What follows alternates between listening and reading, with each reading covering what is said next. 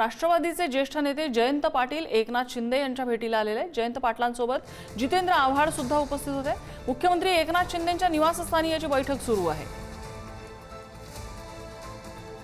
धनंजय दळवी आपल्याला अपडेट देत आहेत। धनंजय, राज्याच्या राजकारणामध्ये बऱ्याच उलथापालथी होतात, या भेटीचा अर्थ काय काढायचा? सध्या आपण पाहिलं तर उपमुख्यमंत्री एकनाथ शिंदे यांच्या शासकीय निवासस्थानी नंदनवन येथे राष्ट्रवादी काँग्रेसचे ज्येष्ठ नेते जयंत पाटील आणि त्याचबरोबर आमदार जितेंद्र आव्हाड हे भेटीसाठी इथे पोहोचलेले पाहायला मिळतात। गेल्या पाऊण तासाच्या वर वेळ झालेला आहे।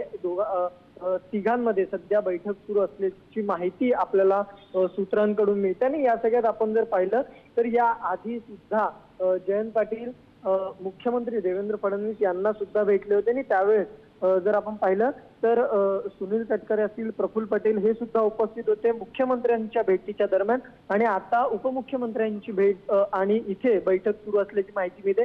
इथे जितेंद्र आव्हाड सोबत एकीकडे आपण जर गेल्या काही दिवसांपासून ज्या पक्षासंदर्भातल्या अनेक चर्चा सुरू असलेल्या पाहायला मिळते आणि याच सगळ्या चर्चेच्या पार्श्वभूमीवर ही बैठक खरं तर किंवा ही भेट फार महत्वाची पाहायला मिळते। आपण जर पाहिलं तर दोन्ही राष्ट्रवादी विलिनीकरणाची चर्चा असेल किंवा अनेक ज्या काही चर्चा सध्या राजकारणात पाहायला मिळतात, मंत्री बदलांची खांदेपालट होणार अशी सुद्धा एक चर्चा आपल्याला पाहायला मिळते। या सगळ्याच्या पार्श्वभूमीवर या गाठी भेटी ज्या वाढलेल्या आहेत त्या अत्यंत महत्वाच्या मानल्या जातात आणि त्यावरच खरं तर जयंत पाटील हे यामध्ये फार महत्वाचे आहेत, कारण की त्यांनी काही दिवसांआधी मुख्यमंत्र्यांची भेट घेतली होती, आज ते उपमुख्यमंत्र्यांची भेट घेत आहेत। त्यामुळे कुठेतरी राज्याच्या राजकारणामध्ये जयंत पाटील वेगळा निर्णय घेत आहेत का आणि त्यांच्यावर काही वेगळी जबाबदारी पाहायला मिळते का किंवा ते महायुतीमध्ये सामील होत आहेत का, खरं तर असा प्रश्न आता उपस्थित होता। आणि जर ते महायुतीमध्ये सामील होत असतील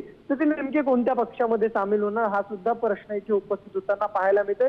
मग ते भाजप सोबत जाणार की उपमुख्यमंत्री एकनाथ शिंदे यांच्या सोबत जाणार, नेमकं काय होणार किंवा जर दोन्ही राष्ट्रवादी एकत्र आल्या तर त्या विलीनीकरणामध्ये ते राष्ट्रवादी सोबत राहणार का हे सगळं पाहणं महत्वाचं असणार आहे। आता बैठक सध्या सुरू असल्याची माहिती मिळते, त्यामुळे या बैठकीमध्ये नेमकं काय होतंय हे बघावं लागणार आहे। नक्कीच धनंजय, अपडेट घेत राहू। तुर्तास धन्यवाद।